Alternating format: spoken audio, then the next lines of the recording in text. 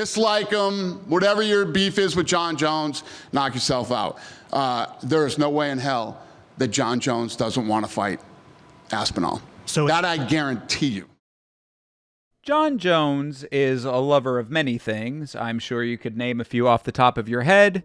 Lately, when he's not getting drunk in his garage or assaulting drug screeners, his biggest hobby seems to be hanging out on Twitter, where he can often be found reminding random strangers that he's a very important and impressive person. This is, of course, nothing new for Jon. He goes out of his way to flaunt his accolades to anyone who will listen, especially when he's challenged in a way that his ego finds threatening.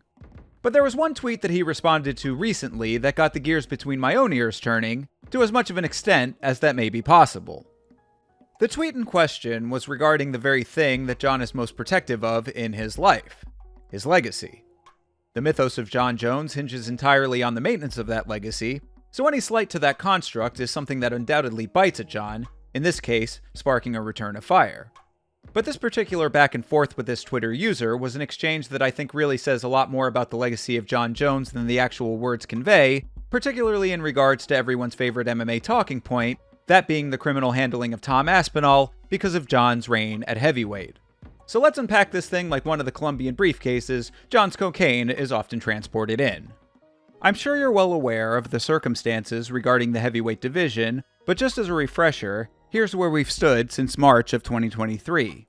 Jon is heavyweight champion currently, and has been sitting on the belt both due to injury and his unwavering determination to drag Stipe Miocic out of the retirement home in order to fight him in what will likely be the last MMA fight for both of the parties involved.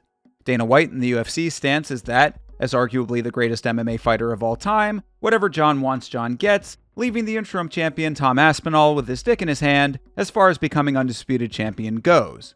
Conventional wisdom of the day says that Jon is dead set on this fight because Stipe Miocic is considered by some to be the greatest UFC heavyweight of all time, and also because Tom Aspinall is much younger, much hungrier, and is skilled enough to be a dangerous matchup for Jon as he continues to age along with the sport itself. Understandably, the fans want to see Jon fight Tom and not Stipe. Stipe hasn't fought since 2021. Stipe has no wins over any ranked fighters at heavyweight currently. Stipe is 42 years old. Tom is the rightful heir to the throne, has defended his silver belt while he waits, and absolutely wants the fight with Jones. So since Dana and company won't make that fight, in appeasement of Jon's wishes, Tom sits in limbo wasting some of his most prime years due to forces beyond his control, unlike Jon, who wasted many of his prime years due to actions entirely within his control. And all the while, Jon sits with a shit-eating grin, trolling fans online simply because he knows he's in a position to do so. After a long night of said trolling involving many replies from Johnny Bones, Twitter user @RequiemFights brings us to the point of discussion by saying to Jon, quote, "Make no mistake about it, your legacy will be stained forever if you retire without fighting the interim champion." End quote. Jon replies, quote, "Maybe I'll leave you with blue balls, but my legacy will be just fine. I've done way too much work in this game. There's people around the world that's been watching me fight since they can remember. He would have to go on and win like 10 championships at least in order for that to happen. The work I put in, that body of work ain't getting touched no time soon." End quote.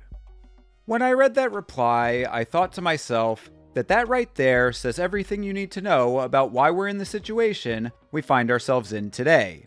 Because when it comes to the legacy of Jon Jones, there are really only two perspectives to view it from: how it's looked at by the fans/MMA community, and how it's looked at by Jon within his own mind. Of those two, guess which one is obsessively analyzed, carefully constructed, and feverishly guarded by Jon Jones? Putting all of Jon's outside the cage controversies aside and strictly looking at it in the context of the sport itself, I'd agree with this person on Twitter. Jones fans will ride with him regardless, so that's a wash, but among the purely analytical among us, even accounting for some division, I think that there'd be a more than sizable group in the wider MMA community who would also agree with this Twitter user. There's no two ways to cut it when it comes to Tom Aspinall having earned his shot at undisputed gold. Jon is holding on to that undisputed gold as the division's champion and taking a vanity fight to feed his ego rather than doing what's right by giving Tom the fight he deserves. Champion of fight dodging. Fight dodging? Yeah.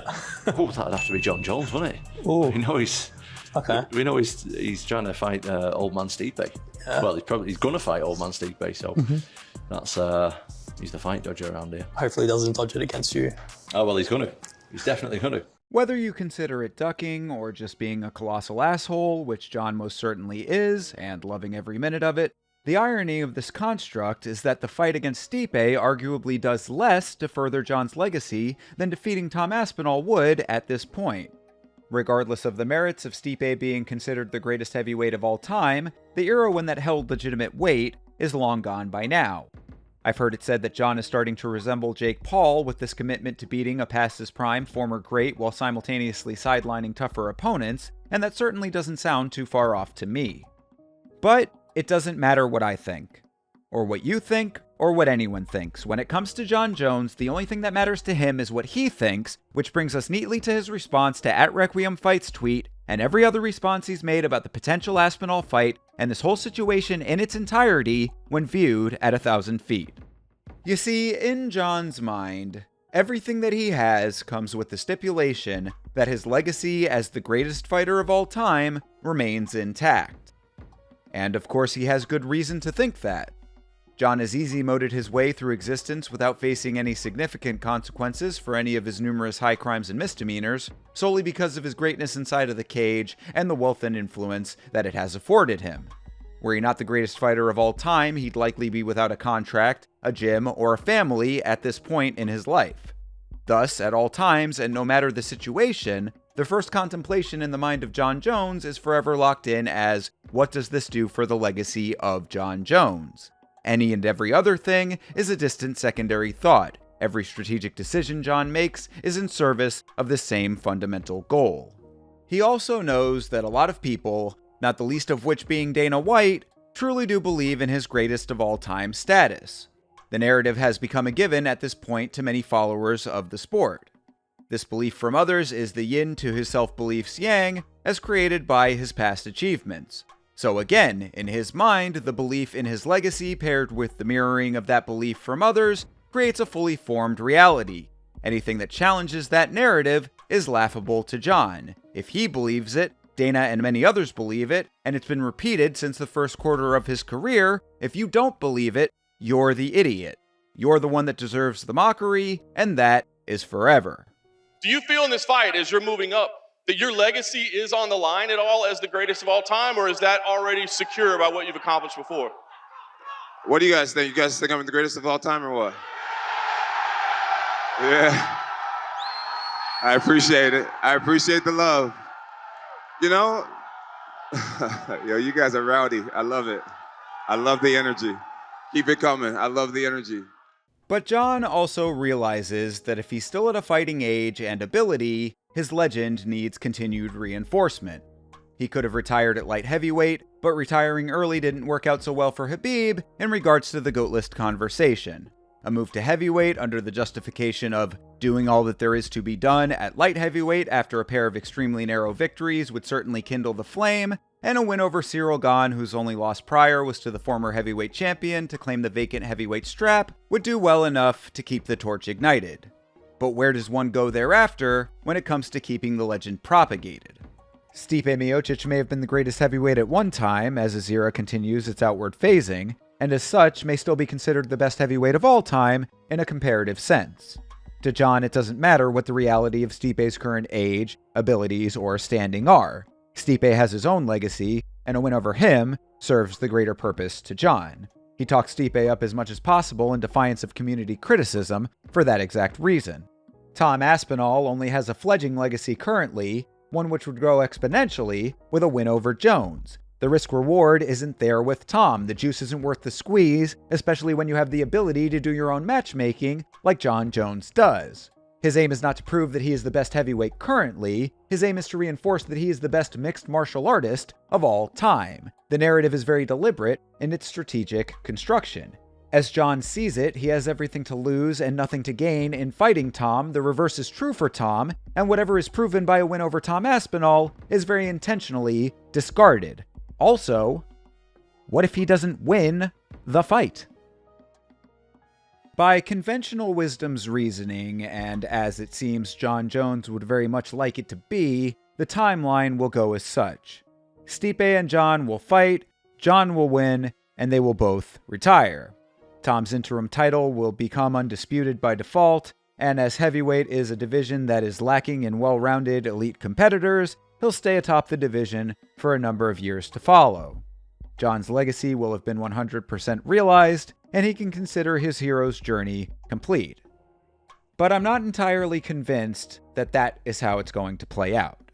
For one, Stipe may still have it in him to win one more fight, even though that does seem to be rather unlikely. For the sake of argument, we'll say that he's squarely defeated. Regardless of what he tweets and the words that escape through the smirk on his face, I have a feeling that the conversation surrounding the Aspinall fight is getting to Jon.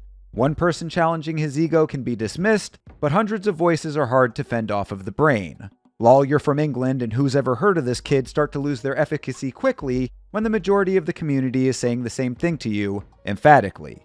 I think this is also why Jon mentioned that he'd be interested in fighting Alex Pereira if he decides to move to heavyweight. Taking on a huge current name in the sport who, while admittedly huge in stature, is nevertheless a former middleweight who isn't known for his wrestling abilities, passes the cost-benefit analysis over a natural heavyweight with great jiu-jitsu who's cleaned out an entire division of tested heavyweights. If the organic discourse steers towards a fight with Pereira, Jon might be tempted to roll those dice, but with the sheer volume of jaw-flapping that's centering around the Jones-Aspinall fight, I don't think that's a sellable proposal for Jon. At the very least, not before he finds himself at the crossroads of retirement or a dance with Tom. When and if that time comes, we'll see just how much the challenging of Jon's ego has taken its toll, because for now, Jon is relishing in playing the heel, as he so often has in his career. He's enjoying his time trolling and remaining relevant without having to do much, throwing his phone in the pool and criticizing the performances of other fighters from his ivory tower, where his mythology remains preserved, on the verge of reaching the singularity in his eyes. He's enjoying the continued ability to shape the narrative and be his own boss, with his actual boss Dana White wrapped around his finger. As a mere mortal, I can't say that I blame him for the power drunkenness that he pairs with his just plain drunkenness. If Jon Jones beats Stipe Miocic and does not fight Tom Aspinall to unify the heavyweight title, I do believe it will be an indelible and irremovable stain on the legacy he clings to for dear life. And I think that deep down, Jon Jones knows that too. Do I think that Jon is scared of Tom Aspinall? Perhaps, but not so much the man himself as much as the idea of Tom Aspinall. The idea of tarnishing a perfect record in a sport that evolves quickly and punishes aging brutally, and one where the term GOAT is thrown around so haphazardly that it practically loses all meaning. Jon's status as the one true GOAT is the most powerful and for that matter only safety net that he's ever had or needed, and I think the idea of being without it after being associated with it for so long terrifies him to his core. Without it, he may have to face his demons head on with no shield in his hand. I suppose it's ironic that the man who has everything is so desperate to maintain the possession of a zero, a literal representation of nothingness. You also might be screaming at your screen, "You idiot, Jon Jones isn't undefeated, he's 27-1-1. That of course is by design, as it too is a deliberate imposition of the Jon Jones mythos. His loss to Matt Hamill doesn't count because the narrative says so, to the point that there's been speculation that the loss may eventually be overturned once the 12-6 elbow rule is changed in just a few weeks' time. And of course his win over Daniel Cormier that was overturned was a win to begin with. The plot armor remains in place for Jon Jones and informs the reality of the storyline. If beating Stipe really is a foregone conclusion, and should Jon fight Tom and win, none of what I have said will have been of substance. Jon and his perfection can ride off into the sunset with head held high, and live without a care in the world for the rest of his days, or at least until he transgresses egregiously enough that his past achievements can no longer rescue him. But should Jon fight Tom and lose, the perceptional yin and yang may very well become disconnected forever, the one narrative plot point that unravels his legend. And perhaps that's a minuscule shade of a frightening thought for now. And perhaps, should that thought become a reality, it too may be something that Jon can rationalize, smile, and dismiss his way through, because in the mind of Jon Jones, there never really was a yin and yang to begin with. For Yelling About Mixed Martial Arts, this has been Thinker St. James.